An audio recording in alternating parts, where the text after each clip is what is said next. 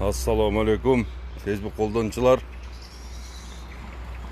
Assalomu alaykum bog'bonlar jamoati. Salomatsizlarmi? Qutmandi kuningizlar bilan bardingizlardi.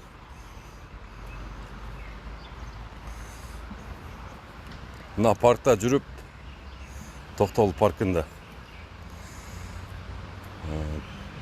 Күніге жоқ дегенде бір 10-20-дан Қытай жолықтырам да. Мына ушул жерге келип, сейилдеп жүрүшөт. Анан жанагылар менен мес алып отуруп, скамейкада отурсаң жаныңа келип отуруп калат. Анан суроо бересиң да, каяктан келдиң, не кылдың деп, орусча суроо обращаться этип көрөсүн. Анан кийин англисче. Ноль да, ноль. Вообще орусча да билбейт, англисче да билбейт, только Кытай тилинде сүйлөйт да. Же принципиально ошондой кылабы, же түшүнбөдүм да. Анан ушунда деп бир нерсе этсең болду деп, мындай. Сен менен сүйлөшпөйм дейт. Мындай немеси жок да. Диалогка барбайт вообще. Анан мына буларды бул жака киргизип атканда биздин мамлекетибизге булар кирип атканда, мисалы үчүн ичине миграционный службада суроо бериш керек да. Туурабы? Бардык эле кыргыздар кытайча сүйлөй албайт да. Анан буларды же болсо постоянно переводчик менен жүрүш керек болот. Жанында биз сурайбыз да, не келдиң сен деп. Не жүрөсүң бу жерде деп. Туурабы? Азыр мен эмес. Мына Оштун ошол башкармалыгын, ошо ички иштер башкармалыгы келип суроо берсе деле ушуну жооп берет да. Билбейм деп коет, колун силкип туруп кетип калат. Туура эмес да. Ушул биздин миграционный службаларда мындай киргизип атканда, Кыргызстанга келип атканда даярлан. Кыргызстанда расмий тил, мамлекеттик тил бар, эки тил бар. Ошодон кичине болсо дагы даярданып, экзамен тапшырып, жок дегенде мындай атын айтып неме кыла турган кылыш керек да. Азыр карасаң, бул ошо түшүнүксүз да. Булар не кылып жүрөт бу жерде? Анан мына ушул 99% кытайлар бул жака келе турган болсо, алигинде бизнестерди кылып келишет экен. Баягында тяжелый металлургия мисалы үчүн келет дагы, келип туруп, мына жапалакта өткөндө ызылдатып атып, эл жаптырып таштады го бир заводду. Мына азыр жыргап атышат, жапалактыктар айтып атат, түтүн жок, жыргап эле калдык деп. Мына канча жыл ошол жерде жапалактыктарды уулады. Булар только ошондой, анан кен казганы келет экен. Основной кен казганы ошол бир лицензияны, мисалы үчүн, баягы палуан сатып берген да. Зейналиев деген.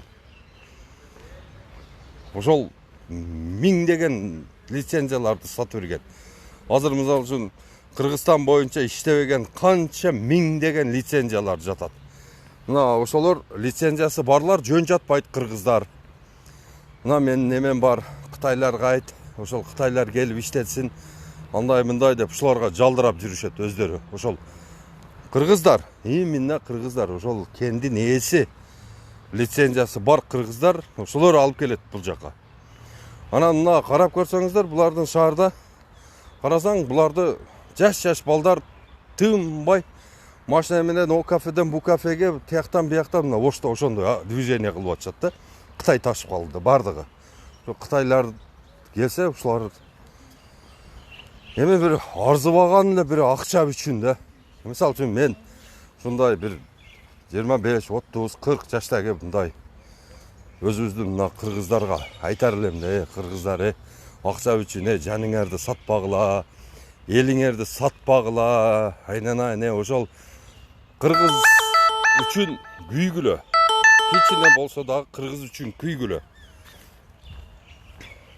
Кыргыздын мындай жер үчүн күйгүлөчү. Мына кара, азыр мына өткөндө барып келдим, мына штам берди. Чаткал ошон жолдорун мейли, эми жол оңдолот. Эптеп оңдосок болот. А бирок ояктагы экологиялык катастрофа кылып атышат буларчы. Барып алып, целый беттеги арчаны алып салып атат да, арча. Барып туруп азыр ошол чаткалдык же берки шакафтардыкпы же бирөөсү барып туруп бир немени салып көрсүн. Бир эмени балта салып көрсүн. Жок. Камалып кетет ошол арча үчүн. Ал булар болсо целый чоң эмелерди, токойлорду кыйып ошондой кылып атышат. Буларга бар жокту дозволено. Мына ошол лицензияларды азыр кайра алыш керек обратно. Өзүң элестетип көрсөң, бир кандай десем сага. Мына өзүң огородуң элестетип көр. Өзүңдө бир 20 сотик огород болсо, анан бирөө келип эле ошол огородуңа токтоптур.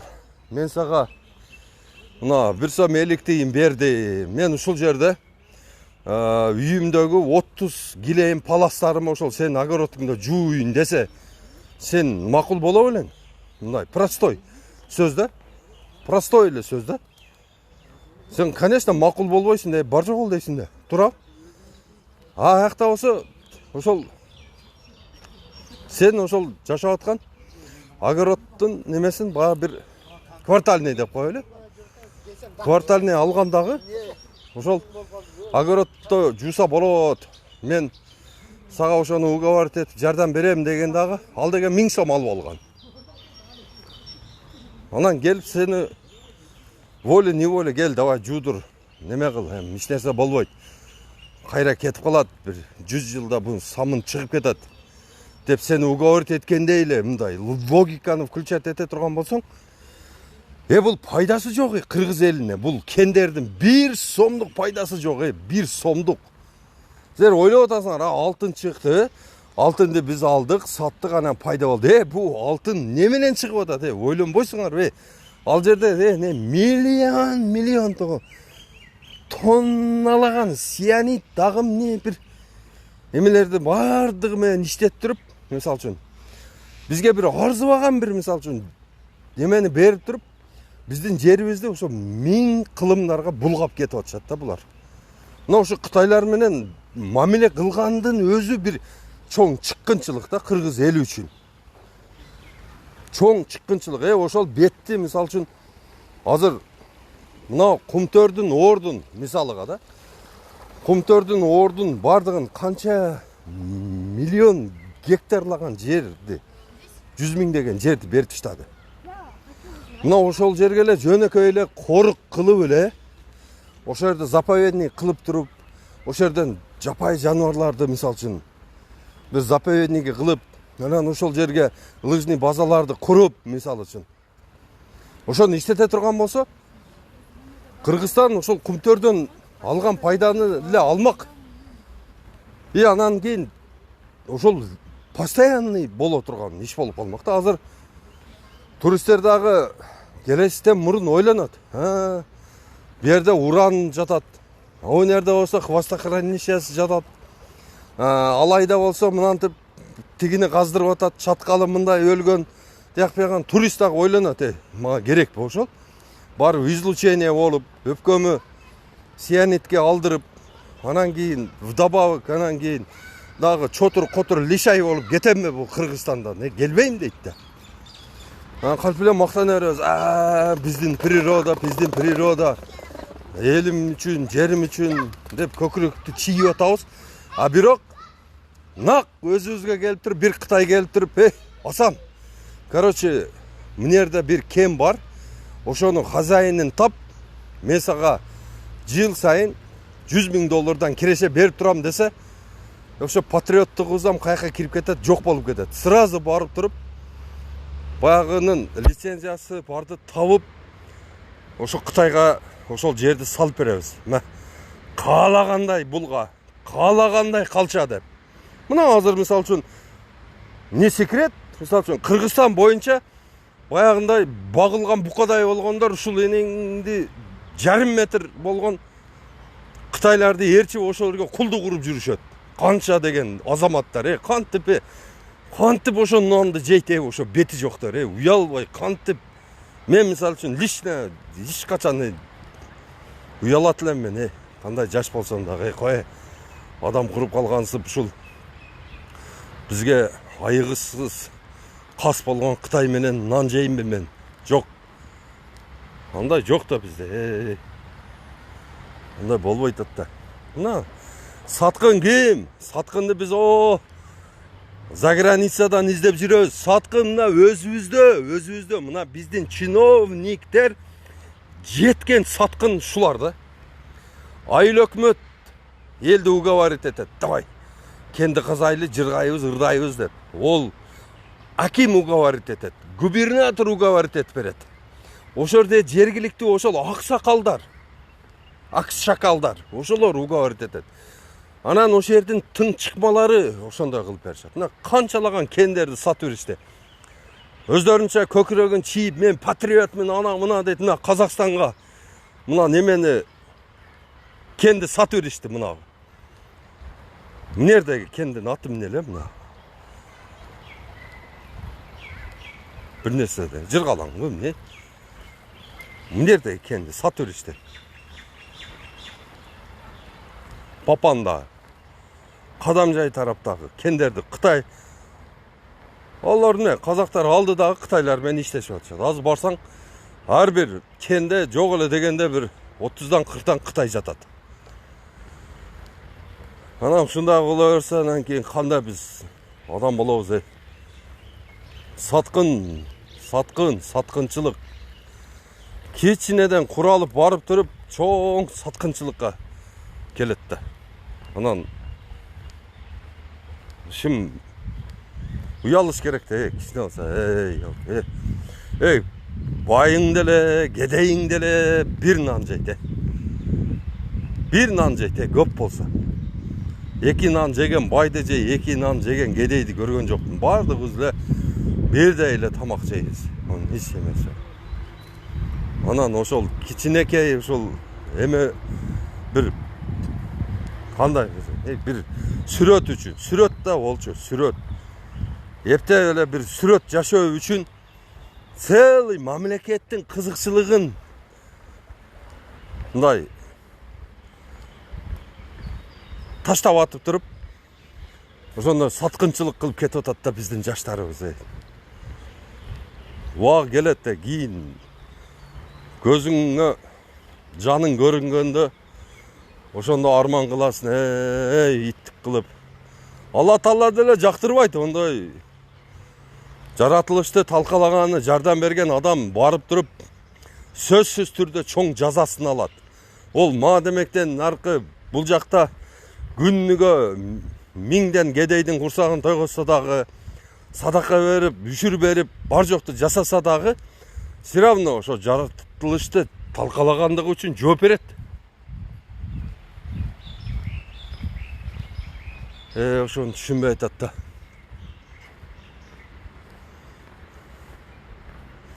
Не кыласыңар, кыргыздар, сер ананайындар, Кытайды эмне кыласыңар? Башка бирөөлөр менен иштешип эмне кыласыңар? Бизге эч кимдин кереги жок. Бизде 2 миллион гектар жерибиз бар. Ошол жерге баг отургузалы. Ошол жерге дыйканчылык, багбанчылыгыбызды кылайлы. Өзүбүз продукта менен обеспечить этели. Болду да, болду. Эмне жеген ичкениң жакшы болсо, жашаган жериң курук болсо, ичкен сууң таза болсо, дагы эмне керек? Будан ашкан бакыт барбы? Туурабы? Будан ашкан бакыт жок. Мындай бакытты эч жерден таба албайсың. Аяктан бир ошо бир сүрөт. Бул өтүп кетет бул. Сен 3 этаж үйдө жашасаң дагы, сен деле ошондой кылып эле, ошол 1000 сомдук сурупка ороп туруп эле, ошондой эле жерге коет. Сенин баягы Мүрзөң башкалардыкынан айырмаланып, senikine евро ремонт жасалбайт ал жерде. Кетесин. Ой, bir этаж үйдө жашасаң дагы өлөсүн. 570 менен жүрсөң деле өлөсүн. Жөнөкөй эле бир матиз менен жүрсөң деле өлөсүн. Hiç emesi жок.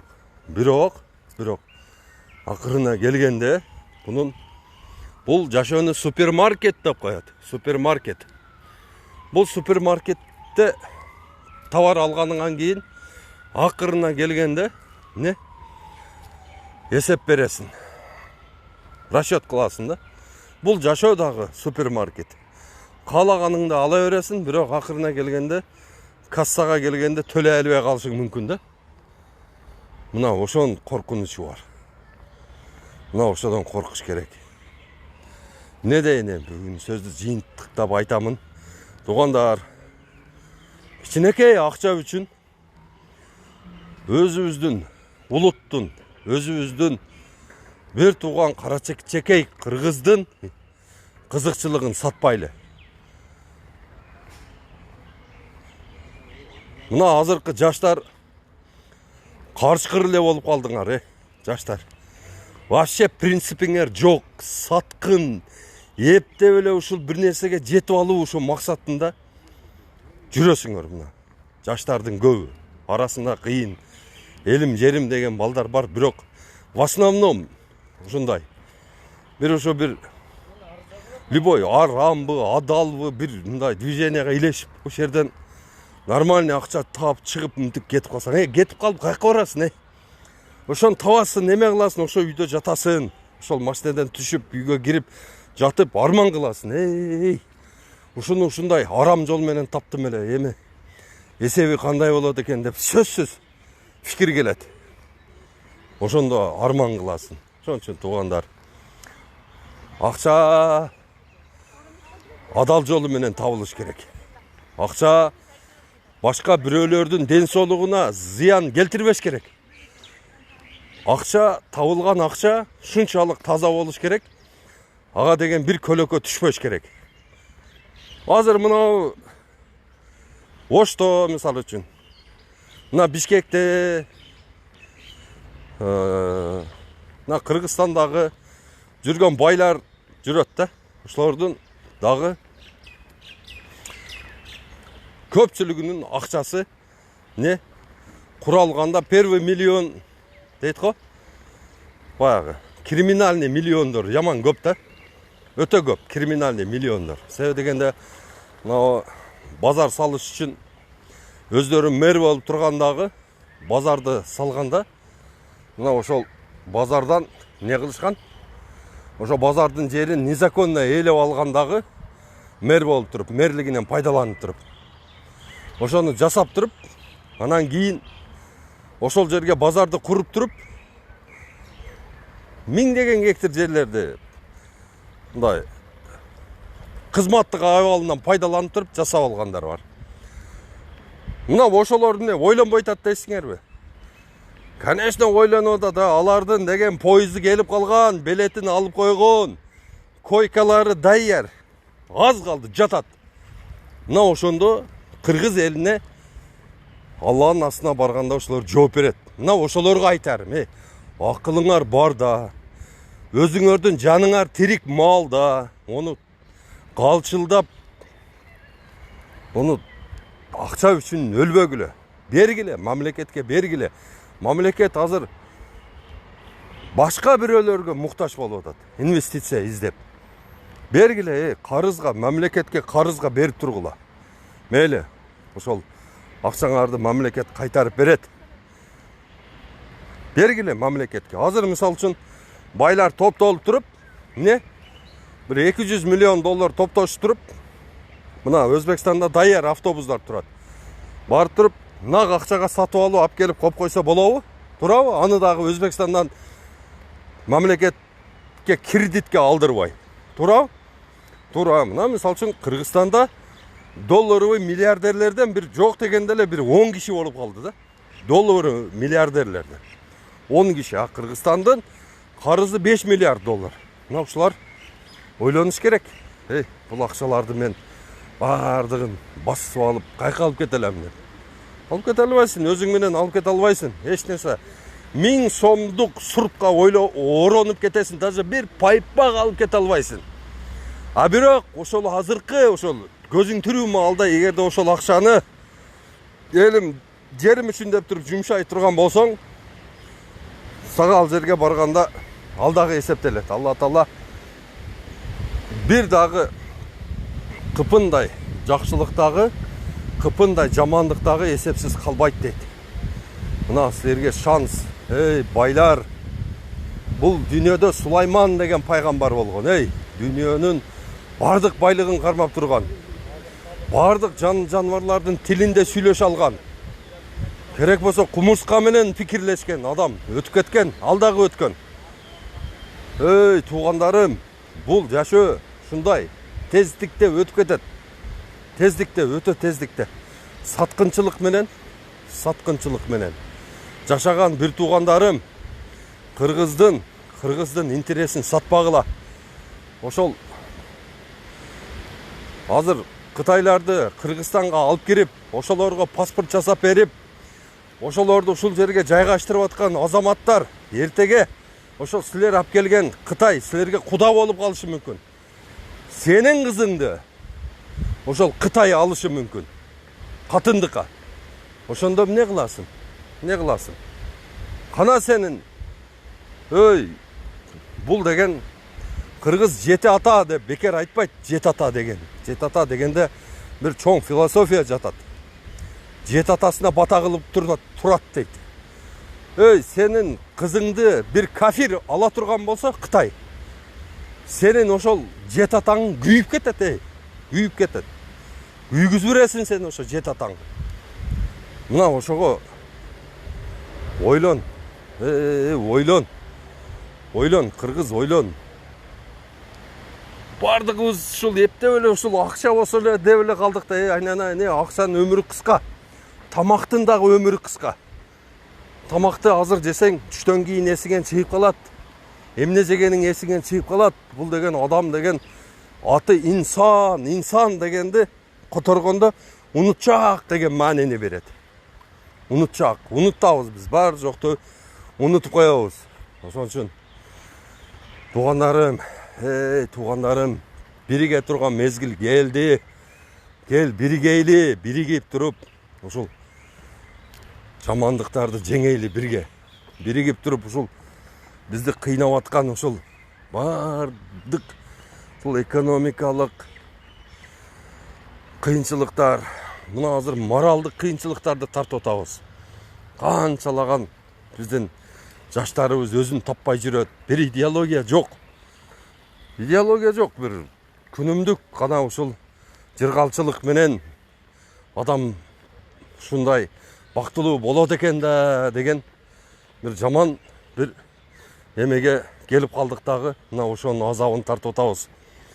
Азыр мына Кыргызстанда бир 5000ден ашык окумуштуу бар экен. Кадимкидей кандидатский жактап, кандидат, доктор наук болгондор бар экен.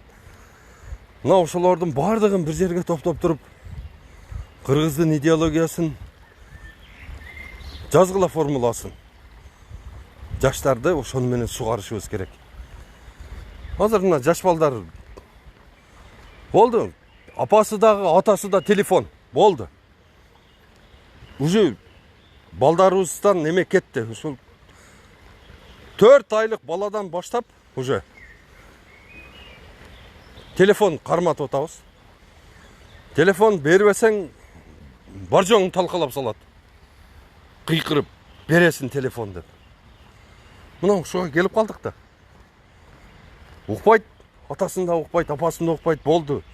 Телефон бер, интернет болбой калса, эмне кылат экен сени?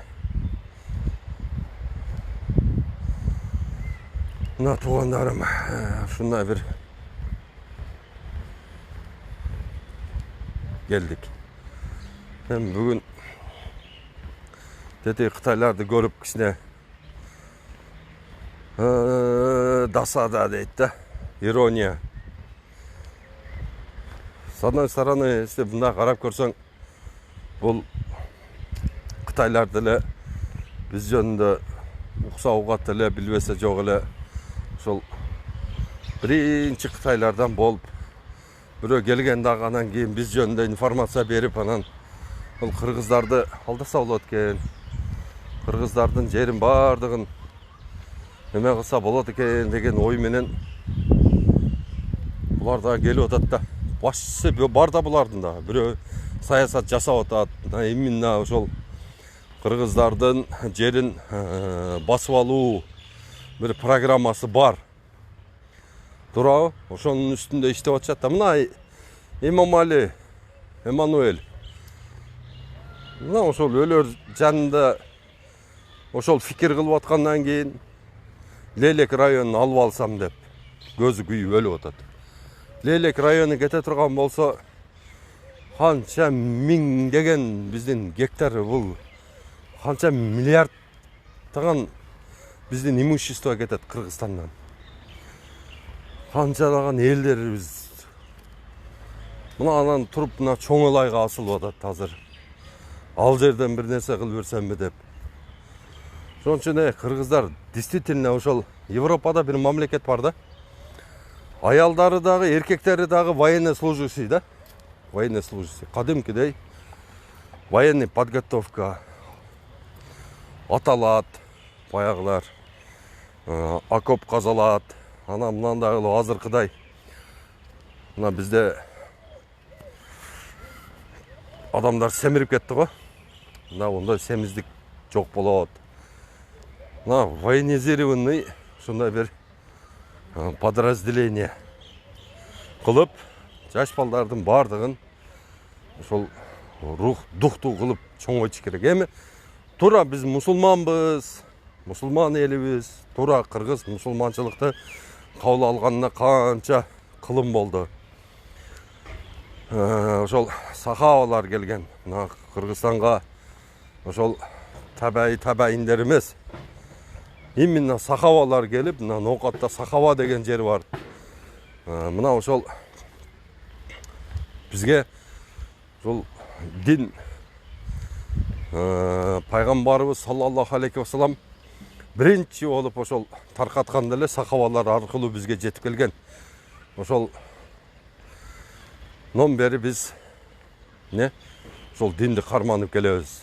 Туура динде дагы айтылган. Ошол өзүң жашаган жерди, өзүң жашап аткан ошол өрөндү, ошол бардыгын сен коргошуң керек деп. Бул тажикели бул жерде эч кандай күнөөсү жок. Мына Эмомали Рахман өзүнүн ошол эмесин бийлигин узартайын деп ошол элин чоң бир проблемага тыгып атат да. Бекер кылып атат ошону. Кыргыз эли менен булар азилдешип атат. Бизде Кудайга шүгүр биз чогула турган болсок, о 70тен нарагы эле чогулса биз бер жагын айтпай эле коюн. 2005ке чейин айтпай эле кой. 70тен нарагы чогулсак эле буларды жатак кылабыз. Булар түшүнбөй атат. Бирок өлүп атат. Москвадагы көргөн кыргыздары бөлөк. Бул жактагы кыргыздар бөлөк экенин булар айырмасына жетпей атат.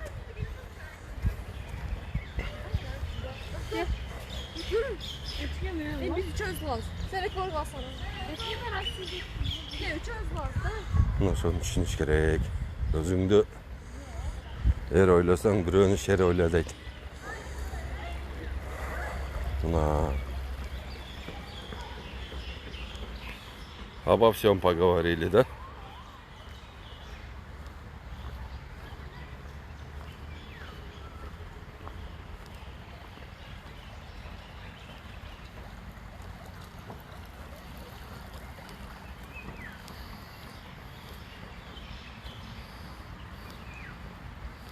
Мына жерде Айбек Алимов деген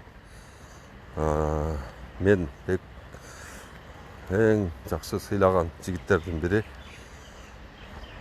Ошол жигит элдик салым деп бир фонд ачкан. Фонддо идея бар да. өтө чоң идея бар. Азыр мага подсказка кылып айтып атат. Абдулла аке ошону айтың деп. Элдик салым деп мына 3 компания иштеп атат бизде. Мегаком, Билайн, Ошка. Ошонун үчөөнүн тең элдик салым деген тариф ачылат. Ошол тарифке ким өтө турган болсо, күнүнө ошол өзүнүн балансынан 1 сом кайрымдуулукка кетет да. Мына ошол элдик салымдын күчү менен Кудай кааласа. Биз көптөгөн ошол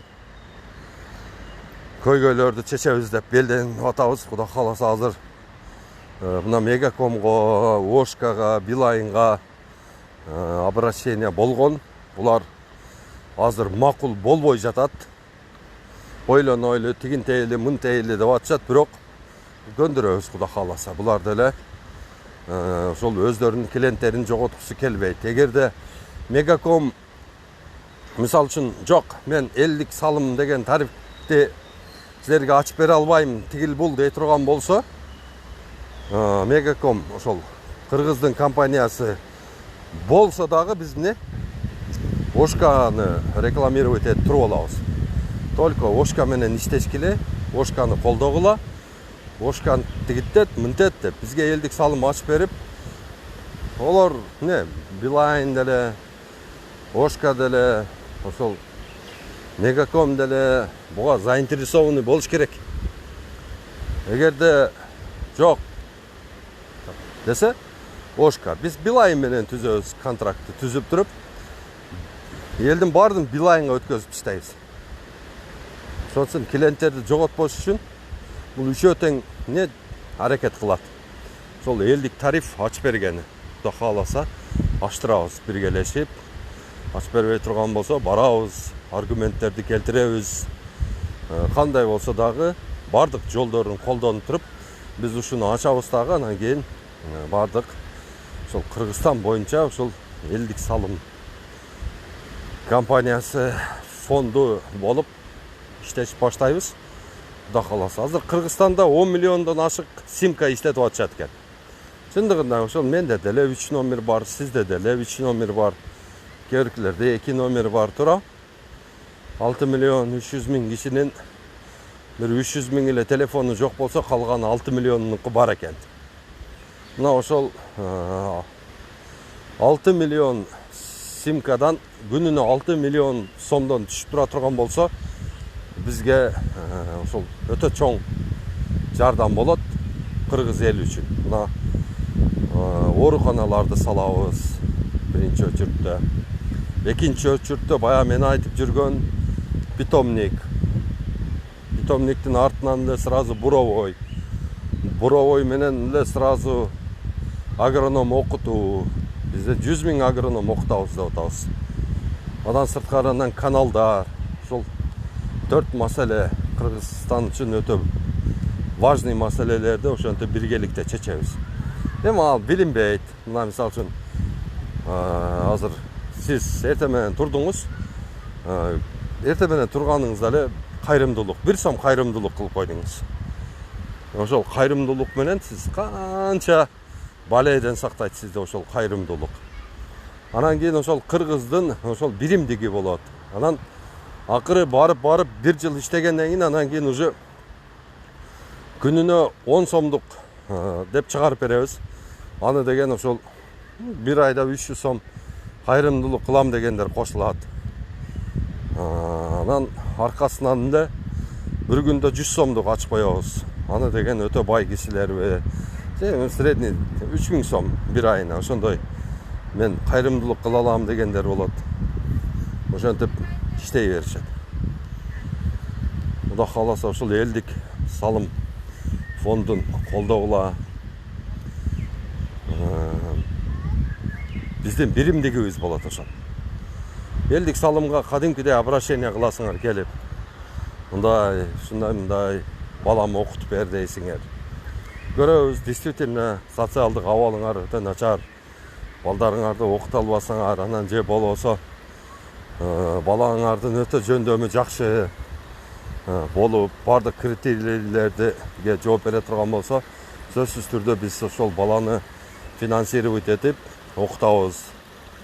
Мына ошон үчүн балдарыңарды азыр бардыңыздар биологияга уклон кылып, биологияга окута бериңиздер. Кудай кааласа 100 000 агроном болгондо дагы биоинженер кылып окутуп беребиз балдарыңарды. Кудай кааласа ушул элдик фонд менен. Мына жакында азыр эсептерди ачабыз. Кадимкидей эле элдик фондко деп эле бир офис ачып, ошол жерде эме кылып коебуз. Принимать ете турган, касса принимать ете турган кылып, анан сол жерде видео обращенияларды жазсаңыздар болот. Келип, мен мына немеден келдим, мисалы үчүн. Куршап айылынан келдим, мен атым Абдулла Ташиевич. Мына ушул элдик салымды колдоп мен мына 300 сом акча бердим мына. Болсун ушул деп мынтип айтып деп кете бересиңер. Facebook'ка постоянный прямой эфир кылып коебуз. Бергендер эске алынат. Мына адам азыр ошондой болуп калыптыр да. Бак кишине берген дагы мындай көрсөткүсү келип, мынтип ого дагы түзүп беребиз шартты, Кудай кааласа. Мына ошондой элден азыр айлансаң болот, Кудай кааласа. Элибиз бизде түшүнүп атат, Кудай кааласа. Ушул элдик салым менен ошондой иштер болот. Мына андан кийин боштуктар Токтогул паркка келгиле, жерлерди өзүңөр баскыла, туугандарым, басып, мына ден соолукту чыңдаңыздар. Ден соолук эң биринчи ден соолук адам үчүн. Мына шаркыратма суу агып турат. Бу жерде неме болуп атты? Махабат эле. Ушундай экен да. Мына агын суулар.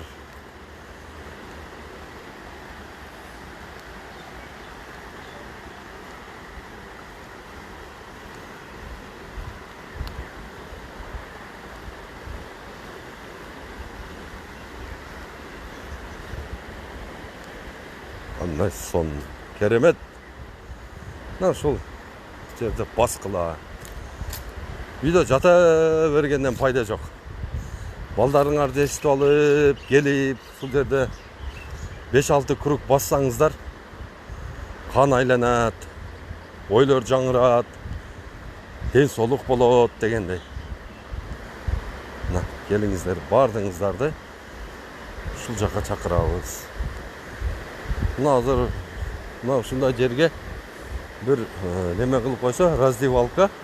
Анан кийин неме менен жакшына кылып цементтеп, бир мындай поручиндерди коюп койсо, мында кол менен кармап туруп, сууга кире турган кылып, анан айланасын бир эме менен курчап койсо, ошо суунун үстүн, чтобы сууга түшкөн адам көрүнбөсүн. Мына келди дагы, мисалы үчүн, раздевалкадан бир аз чечинип туруп, баягы жерге сууга түштү. Поручиндерди кармап туруп, сууга түшүп туруп, мындай кылып, баягындай ден соолукка пайда да бул, муздак суу. Түшүп туруп, анан кийин кайра, полотенце менен арчынып алып туруп, анан кийин полотенцесин сумкасына салып, үйүнө кетип калат. Туура? Ушундай кылып коюш керек. Мына бул бизнес идея. Бир түшүп чыкканына, мисалы үчүн 30 сом алса, туура? Мисалы үчүн бир күндө бир 200 адам келе турган болсо 6000 сом акча болот. Туура? Туура. Мына ушул жерди жасап койсо болот да, мына. Мисалы үчүн биягын тороп туруп, бул жагында тороп, мына кылып койсо, мына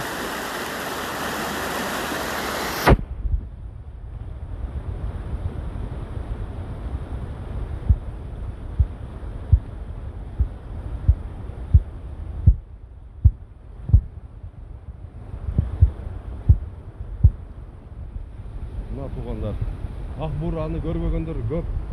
Ак буура кандай болду экен, Ош кандай болду экен, Ошто кандай адамдар жашайт экен деп жүрө бербей, бир күнү келгиле. Нарын, Көл, Талас, Чүй, Баткен, Жалал Абад ички туризмди өнүктүрүш керек. Келгиле. Мына кандай сон керемет. Мына ушундай сууларыбыз кетти. Мына ушул суу агып эле Өзбекстанга кирип кетет, туугандар. Бул жакта 30 адырда Bizde su жоқ болуп атат 30 адырда. 30 адырлыктар ийлеп атат. 30 адырда где-то bir su чыгара турган болсоң, где-то bir калп айтпасам, мына Кара Суу районуна карайт, мына Ногоев деген жигит келдиби? Ошол таксырдага айтар элем, ey, мына эмени пайдаланың. Мына ушул келип калдыңызбы?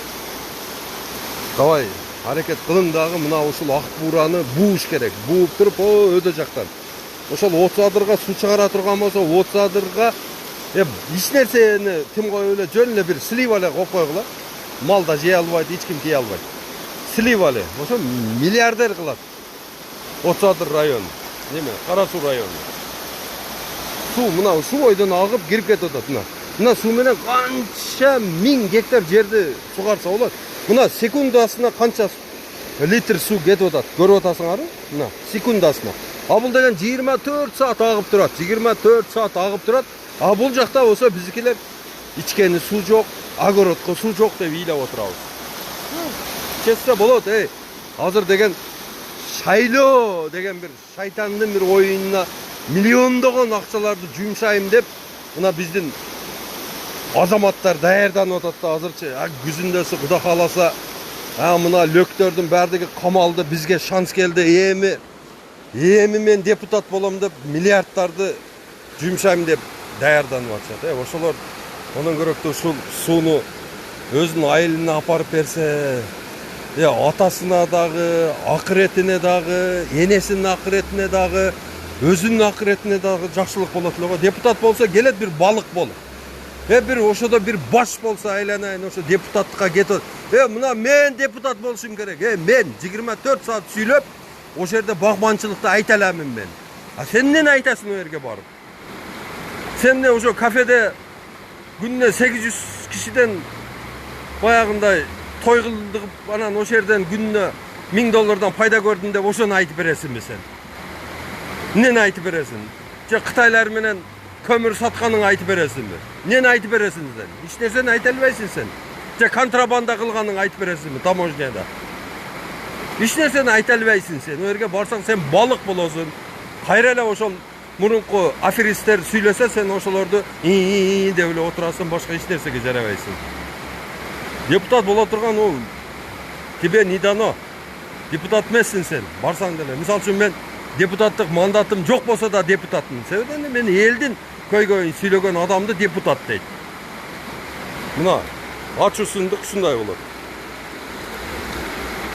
Мына туугандар, бак отургузайлы. Мына сууларды пайдаланайлы. Кыргызстанды 2 миллион гектар жерин отургузуп, бардыгын бак кыла турган болсок, бардык адамдар бай жашайт. Ошондо урлук токтойт, ошондо сойкулук токтойт, ошондо аракечтик токтойт, ошондо уруш, өлүм, житим, ошонун бардыгы токтойт. Адамдардын бардыгы бай болгондо токтойт ол. Мына Европанын эли бар, бай, не? Токтоду. Бардыңыздарды баг отургузганды чакырамын. Ассаламу алейкум, рахматуллахи ва баракатух.